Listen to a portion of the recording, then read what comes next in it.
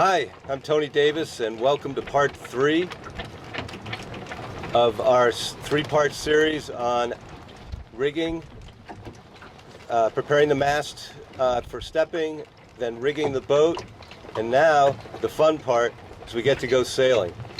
And today we're on a brand new Arey's Pond 14, what we call the trailerable racing model. And what makes this boat a little different from the ones we had in the video is it has a carbon fiber mast and aluminum boom and gaff. But other than that, everything you'll see is the same as what we demonstrated in the previous videos. So now I'm going to put my sunglasses on since I've said hi, because we got a beautiful day. It's southwest, gusting 15 to 18, so it'll be a great opportunity to show you how to put a reef in as well. So here at dockside, we're going to prepare to go out. We've taken the cockpit tent off and we'll put it on. We'll show in the video how to put it on at the end out on the mooring in Little Pleasant Bay. But before we head out, in this situation we have a motor and we want to prepare the motor. I'm not going to go into how to start a motor in this video, but we will use a motor to go down the river. And before we head out, we have to let the centerboard down. Even though we're under power, we still need the centerboard. The centerboard acts as a keel when we're under power. So if the wind should hit the bow hard, like on a gusty day like today, and the board is up, you're going to lose control of the boat, even though you're even though you're using your outboard.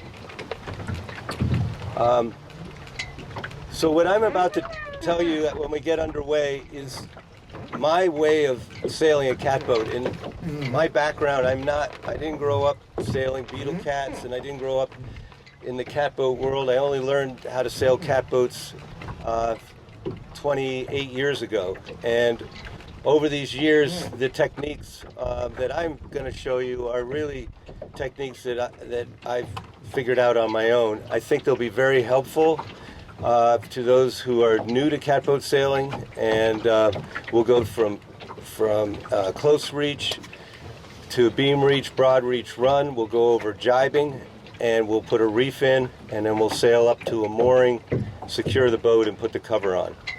That will be the goal of this video, and stay tuned. We're going to head down the river and go sailing. So here we are now out at the Arey's Pond Sailing School, and we are moored behind one of our 14-foot catboats because the moorings are full with 14s and one 16-foot lynx.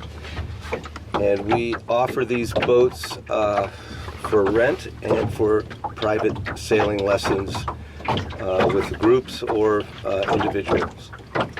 So we're ready to get sailing, and I'm looking at the weather, and I'm looking out at Little Pleasant Bay, and I see whitecaps, and I also see a flag across that's pretty strong, showing some pretty consistent strong gusts. I'm alone, and the thought of reefing comes into my head. So when the thought of reefing enters our mind, we should just put the reef in. It's a lot easier to put the reef in before heading out than getting out and deciding you should have put a reef in. Because in that case, especially if you're alone like we are today, you're going to need to find a lee shore or a place to anchor or set the boat up in a hove-to situation and tie the reef in quickly. So that's what we're going to do first, is tie the reef in. But first before that, we've got to go over a few things, and that is safety. So we're out here on the water, we're by ourselves, and the first thing is we want to make sure we got a life jacket for each person on board. So in this case it's myself, so I just need the one life jacket. And especially when you're alone, it's always important to wear the life jacket and make sure it's a good, proper, snug fit. It's not going to ride up on you and cause an awkward situation while you're in the water. I'm not going to wear the life jacket because obviously there's my brother-in-law Rory and his son Ace are here filming this. I couldn't be doing this without them, so I'm going to go without the life jacket because it's pretty hot and they can rescue me if need be. So just a quick review. We're going to take the sail ties off and we're going to pull out our halyards that we got all set up in the previous video. So these are our sail ties.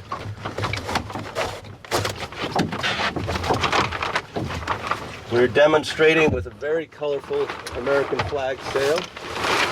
And wait till you see it. So this boat is rigged.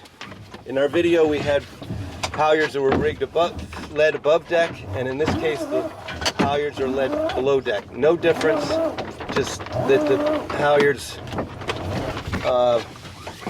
in this case lead down through blocks underneath the deck and then come aft, so they're easy to access in the cockpit. So now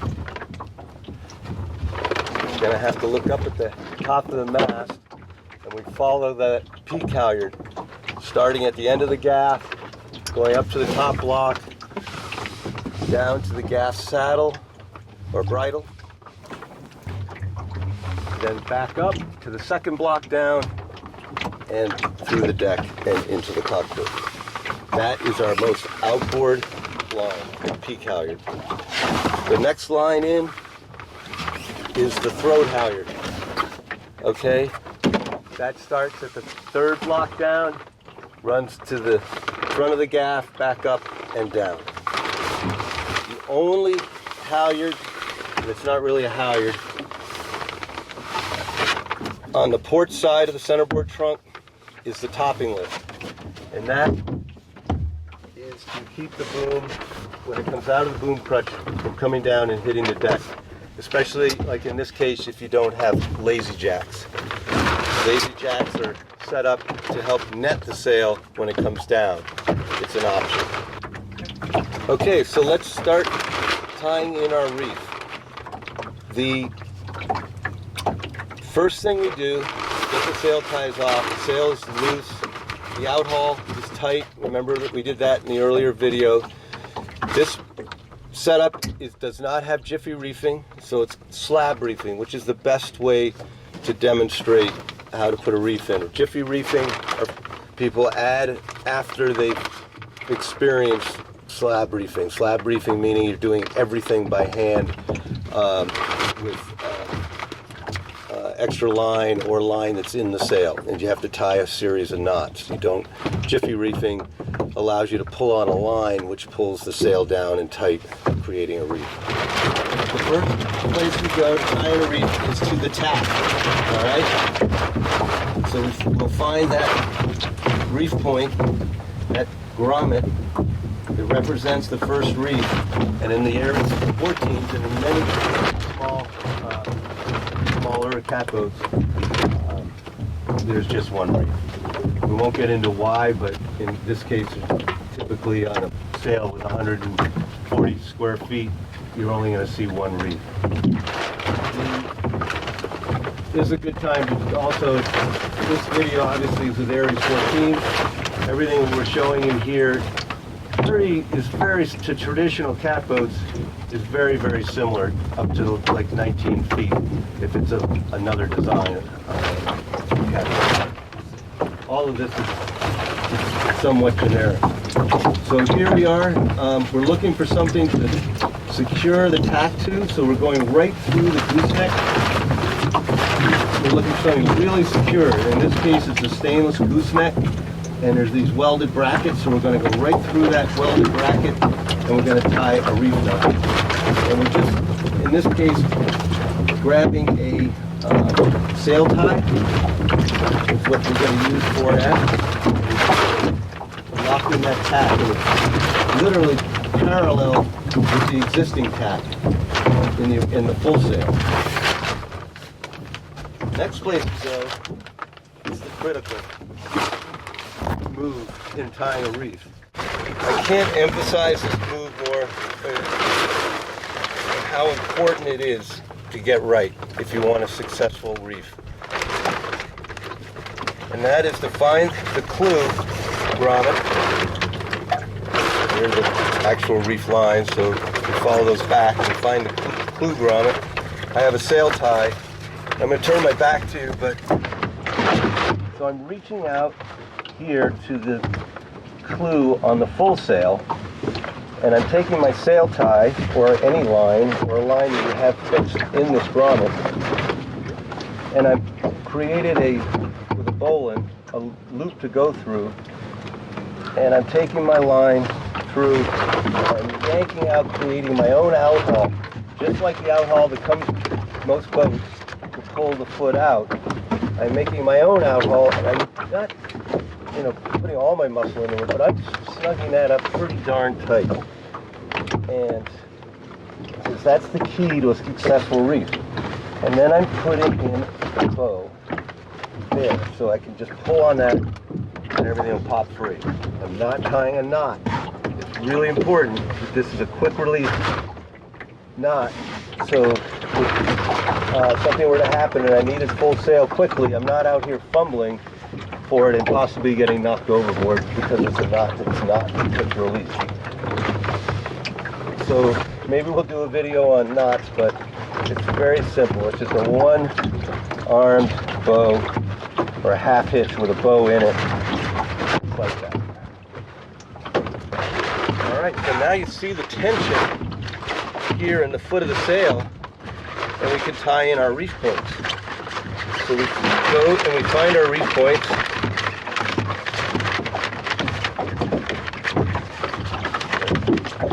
And we tie a reef knot, 1, 2, 3. Secure. See how it just holds itself by going around 3 times? Then we put the one-legged bow on top, quick release. Done. So just to show you again, the next one forward, 1, 2, 3. Almost holds itself, but it won't once the wind hits the sail. Bow, around, through, tying your shoe with a one-legged bow. Same idea.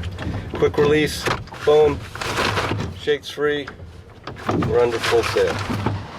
So now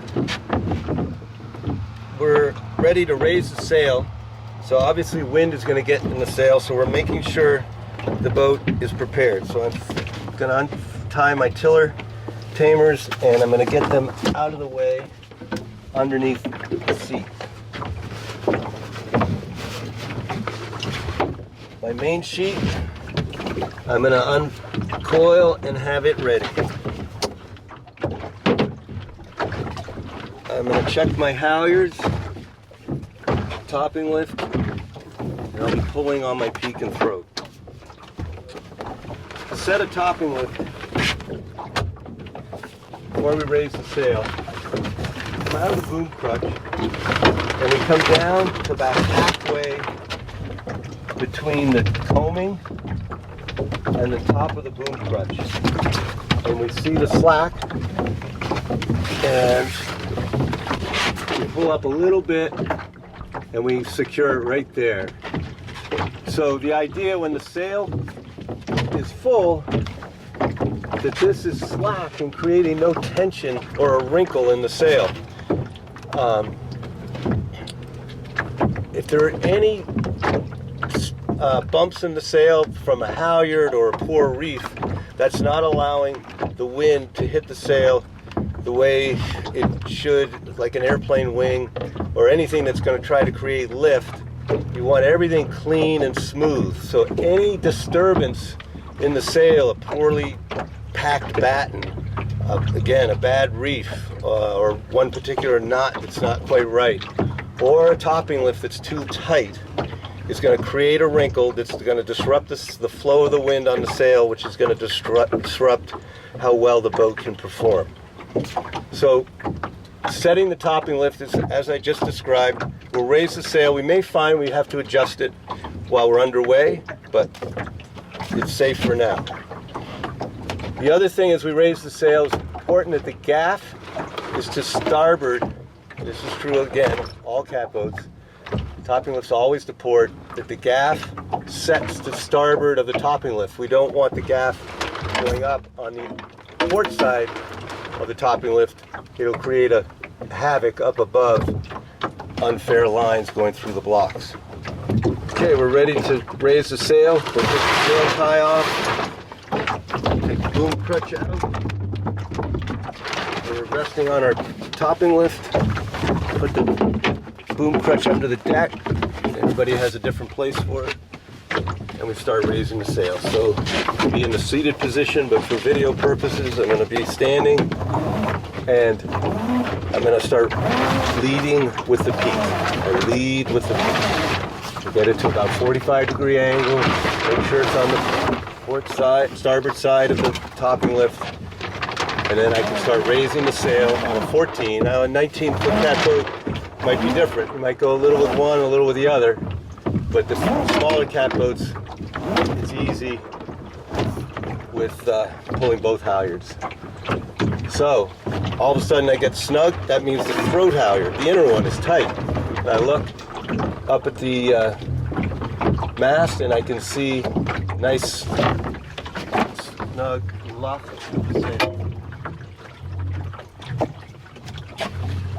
Now, I'm ready to, I'm not going to set the peak halyard until I've thrown the line for the mooring to take off. And in our time of doing this video, the wind has gotten lighter. So what I'm going to do is lower the sail and take the reef out. I'll first raise the peaks for demonstration to see the full sail, but we'll take the reef out and then we'll get underway. So here's a full sail with a reef in it. And I have to say, it looks pretty good. There are no, obviously there are wrinkles because it's a brand new sail in the material, but you're not seeing any wrinkles coming off the knots or coming off your two pressure points, the tack and the clew.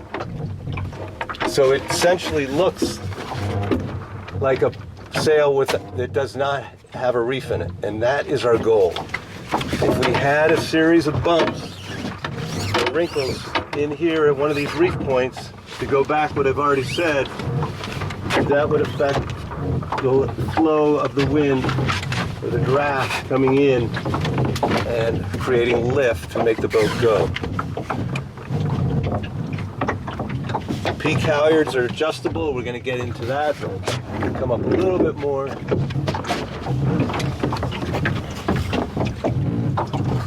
All right, we'll lower the sail and set her to full sail. I'm using the peak halyard first. In this case, we're swinging on the mooring, so it's laying against the topping lift. I'm going to grab the leech and snap the throat out.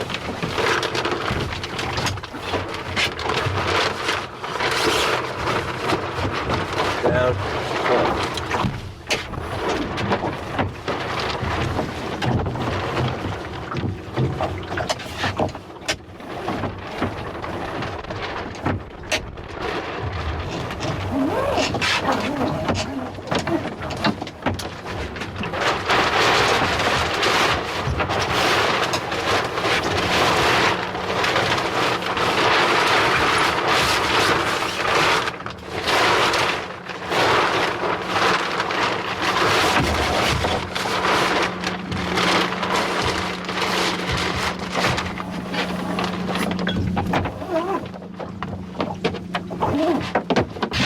Okay, we took the reef out.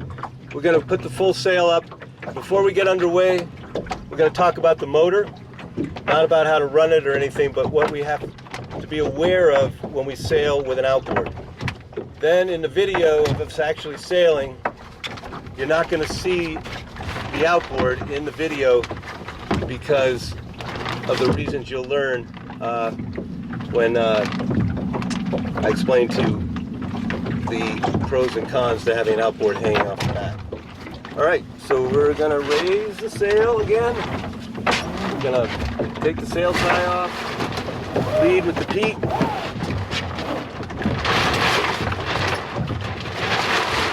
Get the sail on the port side of the topping lift. I'm going to go quickly because it's a little gusty. There. Now, before I get underway, I'm going to leave, like I did it earlier, the peak halyard scandalized. If I would peak up now, I'd fill the sail and I'd be sailing erratically on the mooring. So we're going to leave that scandalized and talk about the outboard. Most of us need an outboard to get out of our mooring area. 80% of small day sailors have outboards, one sort of another. Electric are becoming very popular. But bear in mind that most of these small boats, 2,000 pounds or lighter, or maybe I'm being a little high on that, but on weight, really sail best without this kind of weight hanging off the back, and to get the performance the boat was designed to do. But again, we need the outboard to get out to our sailing area, and so we hinge it up as you see it here, and once it's shut off and in the up position, we're ready to go sailing with our outboard. In a catboat, every time we come about, we have to look back and make sure that this main sheet does not hook and get caught on anything on the outboard, okay? The handle, whatnot. So we're always, as we come about, we look back, and if we see it, we clear it. Typically, in windy conditions, it's very smooth because as you tack, there's always pressure on the main sheet and it crosses smoothly from port to starboard, starboard to port. But it's in those fickle, like here we are here in the lee of some wind, where we get what's called a lazy sheet, main sheet, and it just kind of takes on a mind of its own. That's when we have to be the most cautious, okay? The more we peak up, the higher the boom, which also helps. The other thing we do is we put this extension on the Traveler to get the block higher. It's not a guarantee, but it helps a lot. All right, so that's my little spiel on, and this is true on 19-foot boats and under that have outboards, and it's a traditional catboat with a Traveler. Remember the Traveler back here, okay? But as you get used to it, it is avoidable. But at first glance, you'd think, man, what am I going to do? But you get into a rhythm of always just checking, because you're pretty much back here anyway. All right, we're ready to get underway. For the third time, we'll pull up the sail.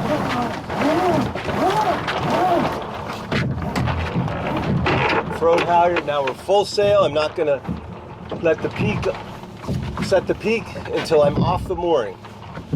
Okay, so I'm what's called scandalized. So I'm unhooked from the photo boat, which would essentially be the mooring, and I'm clearing off on a starboard tack. I'm checking my sea room. That means what's around me to head off so I don't run into anything. So I'm looking at my sea room. Everything's clear, so I'm going to raise my peak halyard and get underway. My centerboard is set to where the leading edge is just inside the trunk. So if you were underwater and looking at the centerboard, it would look like a keel, like it was part of the boat. You don't want to go under the boat and see the centerboard hanging free. These catboat boards are designed to pop up if you hit shallow water. The area in that board is designed to keep you to windward. So they're very big. That's why they come up through the center of the trunk. And so when you lower them down, that area to keep you to windward allows the board to still remain in the trunk. We want a wrinkle in the sail that we create with the peak halyard. We make it a little stiffer, right like that. You see that wrinkle running from the very top of the gaff to the tack. All right? Now when we head off, that wrinkle flattens out. And we're now getting the flattest sail with the nicest pocket to go to windward. And there, we got a nice pocket going to windward. And we're very close to the wind right here. Looking aft, back here to the stern, we see our optimum sheet line for going to windward. The rule is the sheet doesn't come in beyond the stern quarter. Sorry, the sheet line or the boom. Okay? We never flatten the sail so much that the boom is near the center line of the boat, like you would in a sloop. It's putting way too much pressure on the rig. Catboats are not designed for that, or single sail boats with single sails. You need that pocket. You do not have a jib that creates that slot effect to carry you to windward. So you need shape. Think of an airplane wing. The other thing that I tell everybody if I'm doing a lesson is to relax. Okay? The catboat is designed to take you for a sail. All right? That means you're just relaxed, you easy does it, and let the boat find its sweet spot and she'll take you for a ride. The more you yank, the more you move the tiller, the more you, like I say, yank on the sheet line or on the halyards, the more you're going to disrupt the hull moving through the water. Okay? So let the boat take you sailing. If you're in a performance boat, different game, different tactics, different design. But in a catboat, it was based on a working boat with that beam, so flat is fast, okay? Sailing flat means you're sailing fast. And again, can't say it enough, just relax, let the boat take you for a ride. Ready about? Our lee.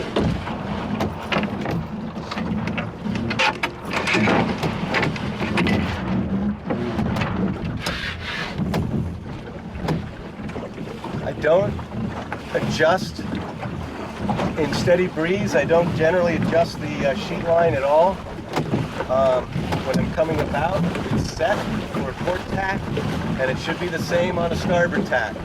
So to be the most efficient to windward, I'm sailing with the sheet line exactly where I want it, which is just over that stern quarter, the boom and sheet line. And when I come about, tiller toward the sail, I don't have to touch the sheet line at all. Ready about, hard lee.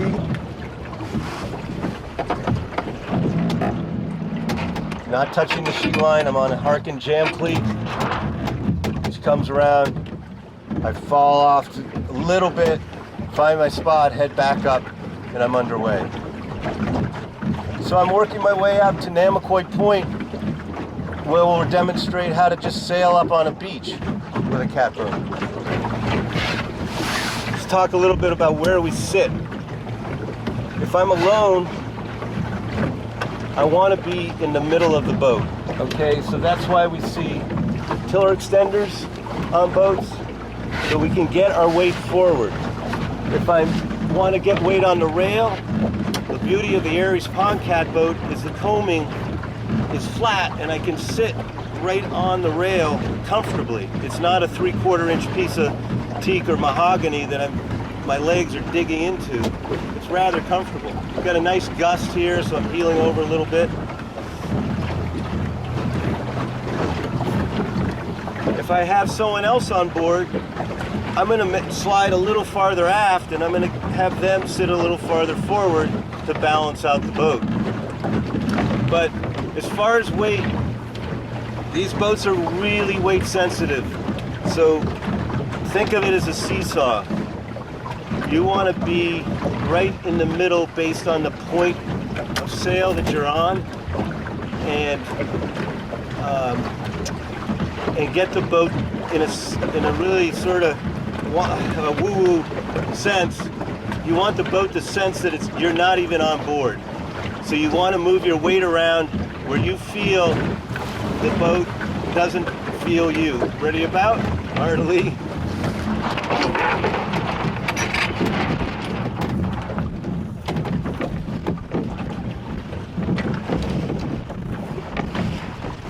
So downwind, we'll sit forward because we want the bow of the boat to dig in, and we want the transom, which has the greatest amount of wetted area, to be out of the water. If we're downwind and it's really blowing, and we got a reef in, and you're coming off a wave and you feel the bow of the boat diving off the wave into the water, you got to move as far aft as you possibly can to get that bow up.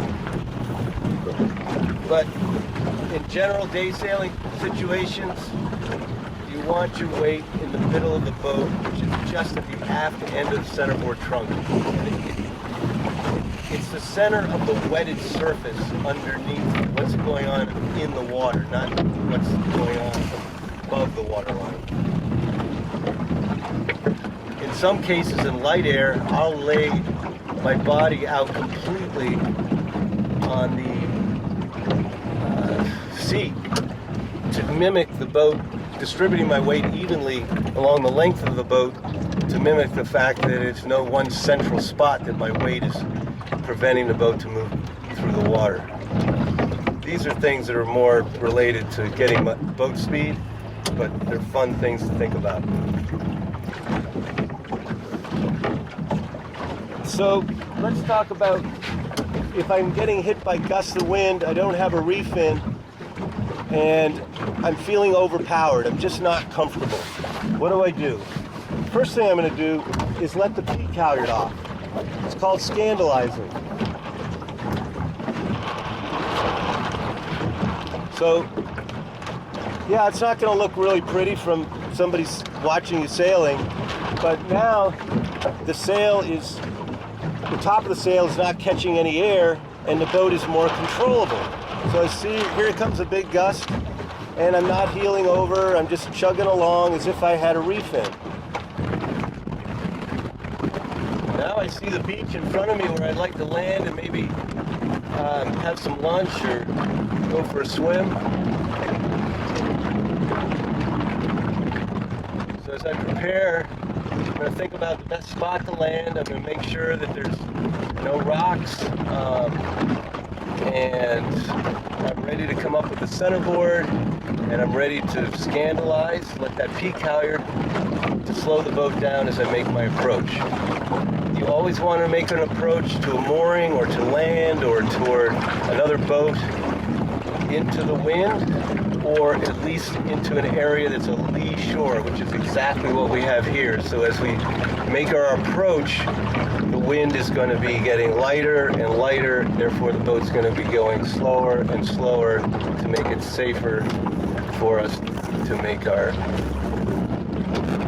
landing. So I'm starting to make my approach. I want to be ready to move to the starboard side so I can scandalize to let my peak off. I'm only stopping for demonstration, so I'm not going to lower the sail. I'm just going to slow the boat down to the point where she won't sail, take on any wind, and hop out.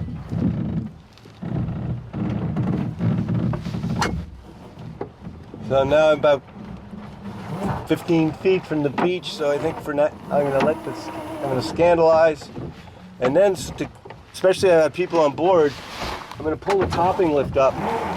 See the boom come way up, so it's out of everybody's way.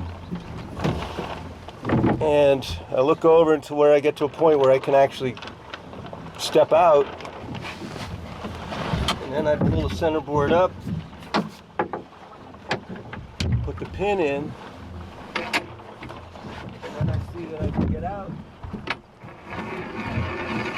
And I can bring the boat on the beach.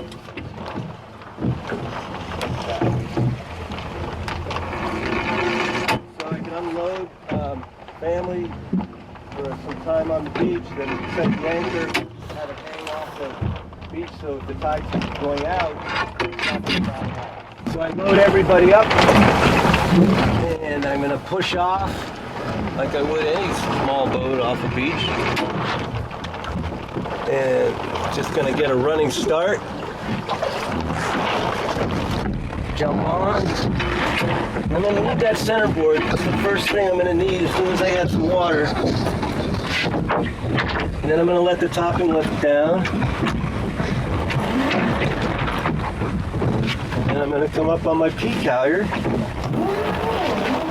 Again, checking for sea room, no swimmers, no issues. I can get underway. And I'm off. After a lovely lunch on the beach.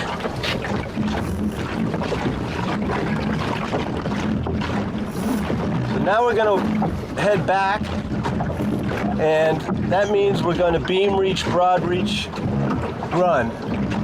Okay, so we're going to go on a broad reach, and I'm going to ease the peak halyard. I'm going to take that wrinkle out because I'm off the wind now.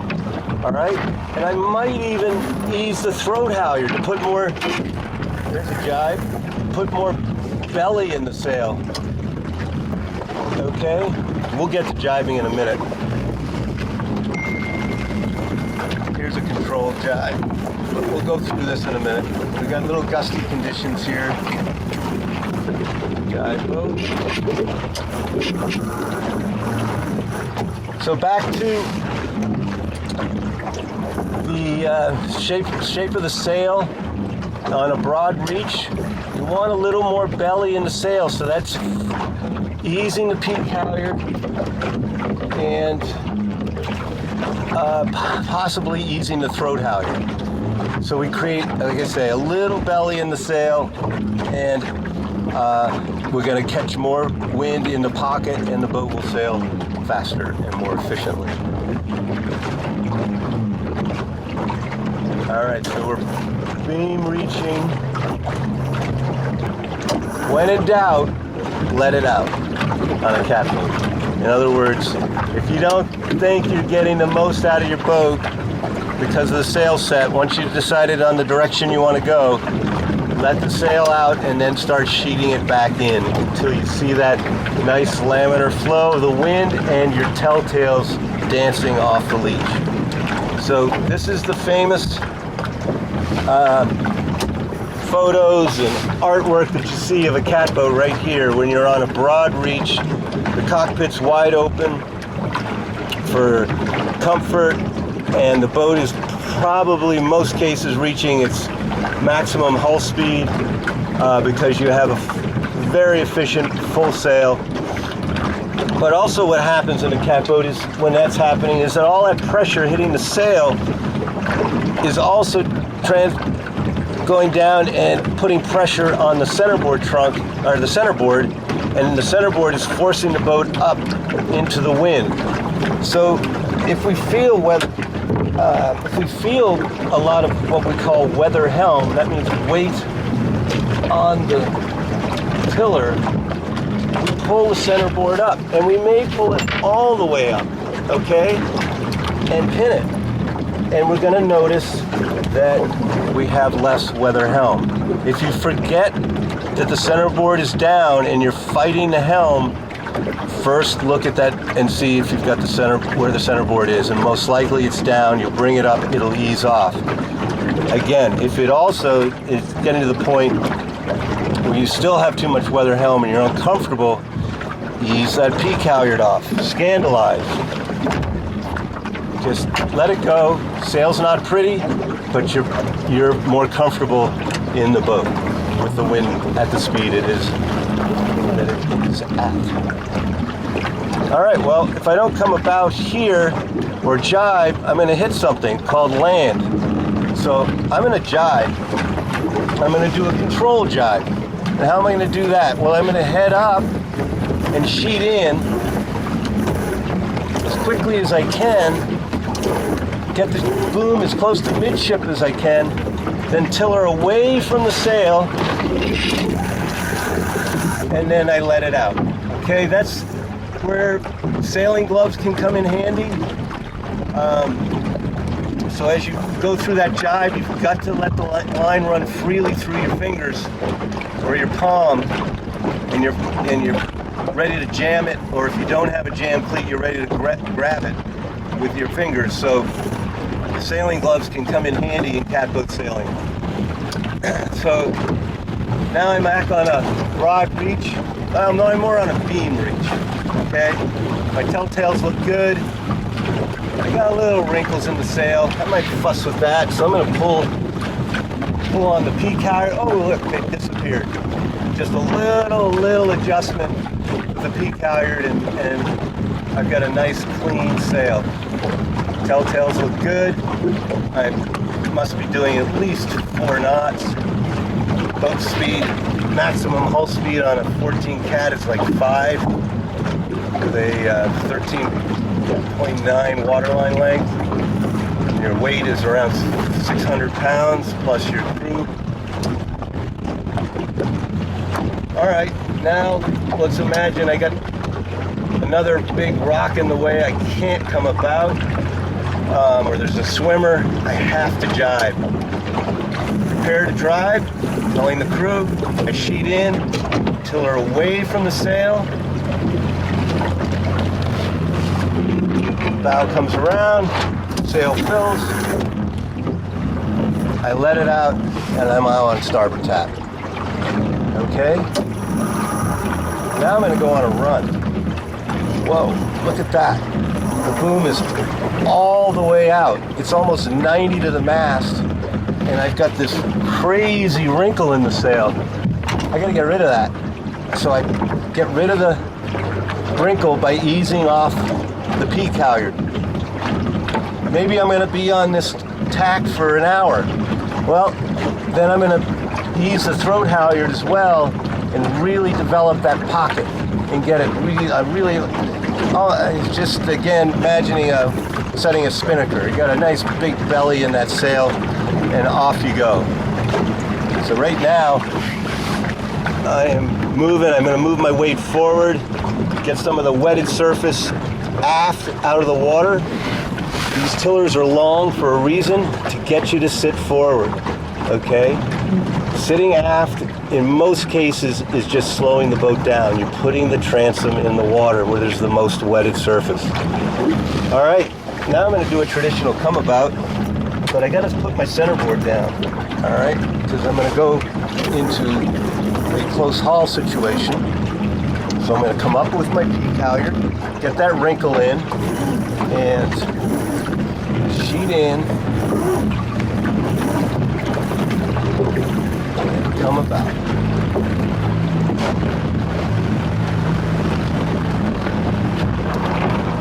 Ready about, Arey.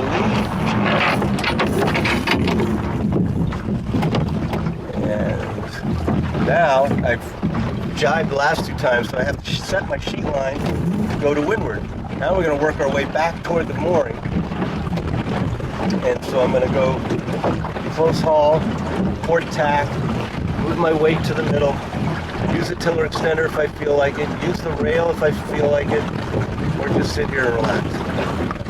Have a glass of water.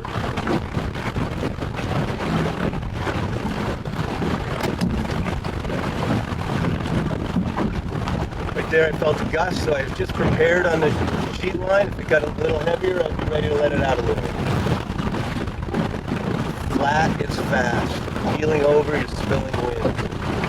Okay, so it would be better to let off a little and keep the boat on a single plane than having it going over and then back and then over, heeling over and then back. I want to keep it on an even plane. Think of it like a train on the tracks.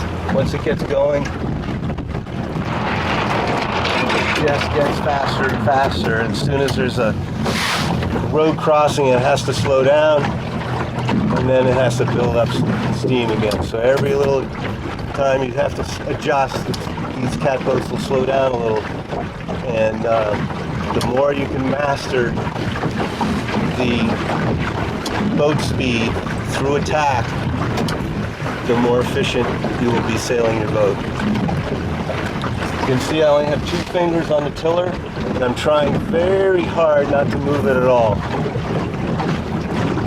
These barn door rudders are big, and obviously we need them because we can't have them going straight down or they're going to draw water. The beauty of these catboats is we can sail in 10 inches of water.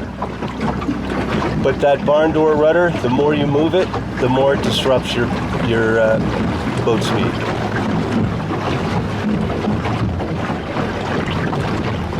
Close haul starboard tack. Got some gusts coming, so I got my hand on the sheet, and we're going to heel over. We'll just do a little demo of heeling, but you can do that. You can get some good boat speed out of that, but you've got to balance it. You got to get your weight on the rail, you got to hold it, and then let her pick up momentum.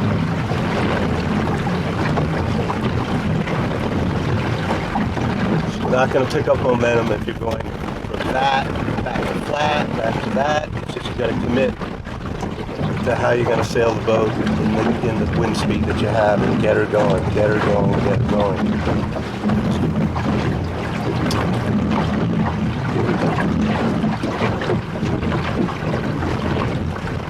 Ready about, hard lead, helm to lead. I'm always looking forward when I come about. Pass the tiller behind my back.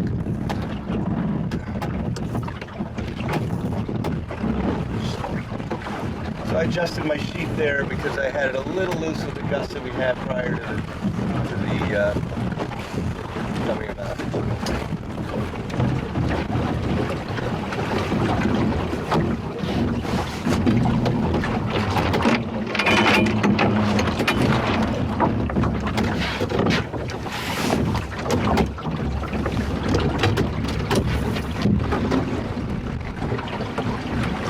There we go.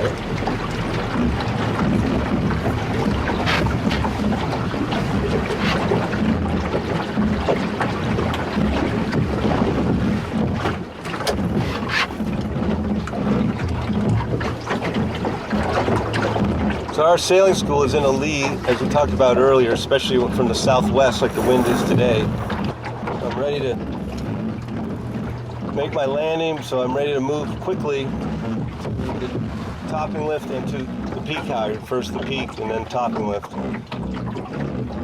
Kind of like we did when we made our landing on the beach. So I see a cattail on the water, so I got a little gust coming. I got to prepare for that, and I'm getting the shift. Let's go. I'm going to let my peak halyard go. I'm going to grab my mooring. This case the boat. Peak halyard go. And then with my guests on board, I'm going to pull up that topping lift and almost back to the head.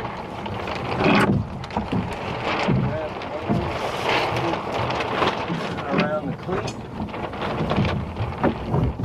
And I'll let everybody know we're safe and secure to the mooring, and we can lower the sail down. Okay, so we've made our landing, and we're going to lower the sail.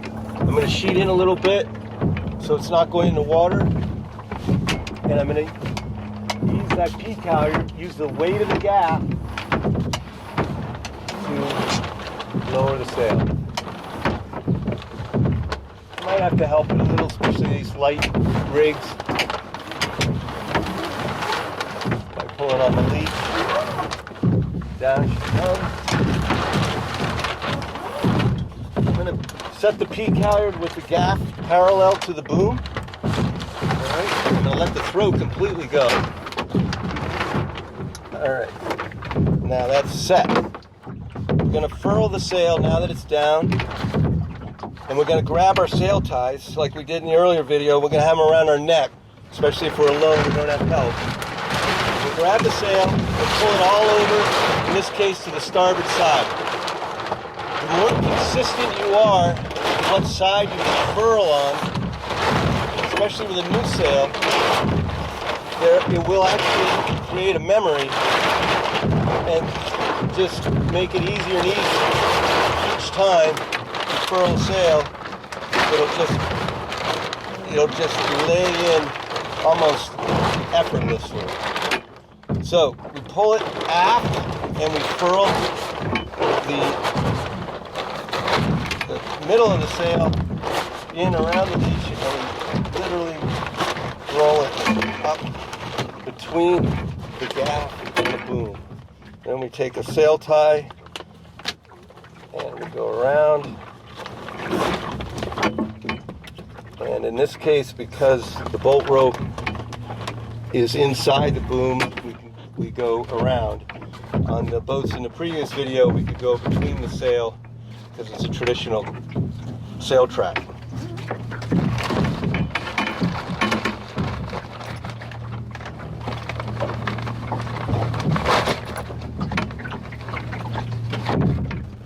So a nice furl really only requires three sail ties. All your sins are going to be hidden by the cover. If you're not putting the cover on, you want a nice looking furling job. It's all part of a boat being showing that it's cared for and properly put away. All right, speaking of put away, that's what we'll do now. A series of steps, boom crutch, ease the sheet, boom in the boom crutch, tighten up the sheet, coil the sheet, get her ready for the next sail.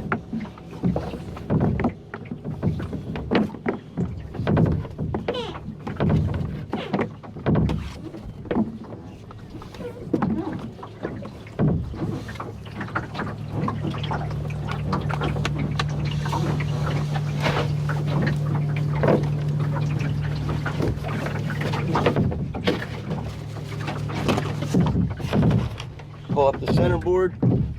If you are in a hurry and you're not going to be back on the boat for a few days and you're rowing ashore and you think you left the centerboard down, unless you got a plane to catch, turn around and put that board up.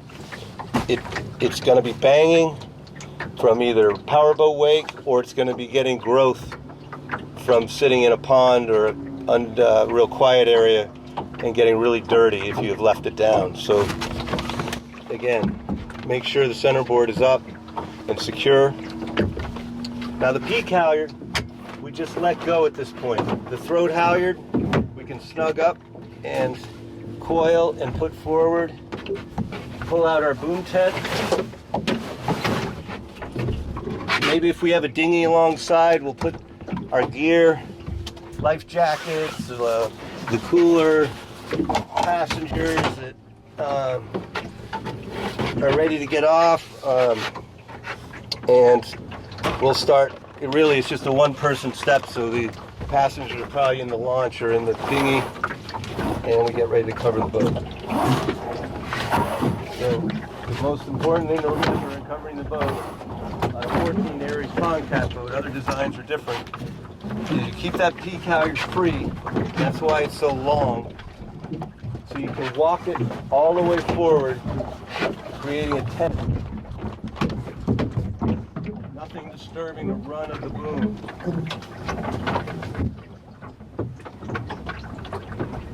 Put a sail tie to secure the halyards so they're not slapping. Put wear and tear on the mast.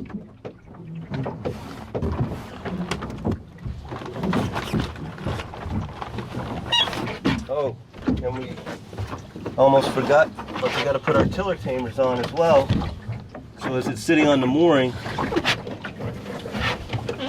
the rudder isn't working. Okay. Sometimes you'll see an Aries with a splice here and then a tightening. In this case, we have two lines that we can secure. And it's the Paul Newman clove hitch, made famous in one of those cowboy movies. Around and around, a couple times, and then a half hitch. All right.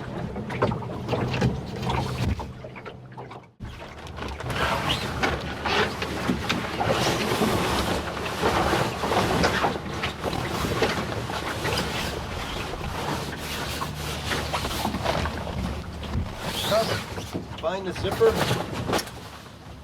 walk it forward,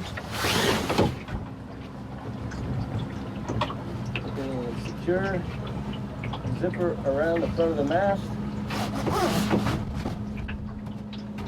and then walk the cover down the boom.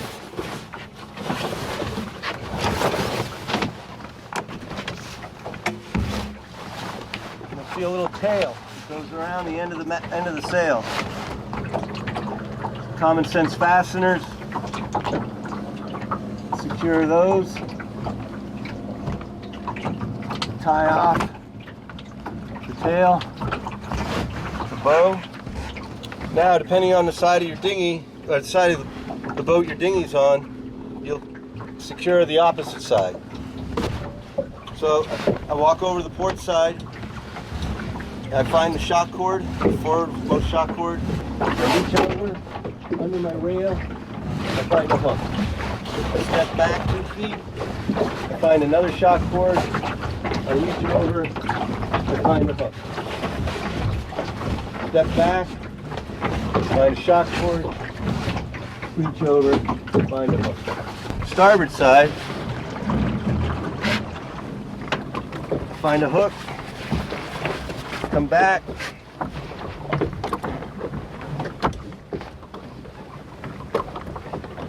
Find a hook. Come back. Find a hook. Now I'm ready to step in the dinghy and put the final shock cord hook up, and I'm done. Now it's important to remember when you come back, you've just gone for a sail and had a great time, everything worked well. You leave the boat for a few days, you come back, you might have been in a rush, you might have had to catch that plane, train, whatever. And when you uncover the boat for your next sail, first thing you want to do is check all your fittings.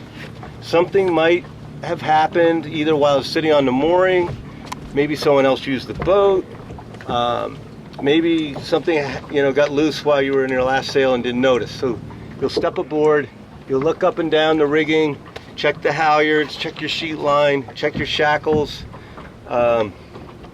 Maybe always have a pair of pliers and some tape from that rigging bag we talked about. But typically in a full season, professionally rigged, you should have no issues. But things can happen, especially in an active mooring field like we have out here in the sailing school, where the boat's banging around from powerboat wake all day long. So now we're going to take the boat back in to the boatyard and we will wrap up this video.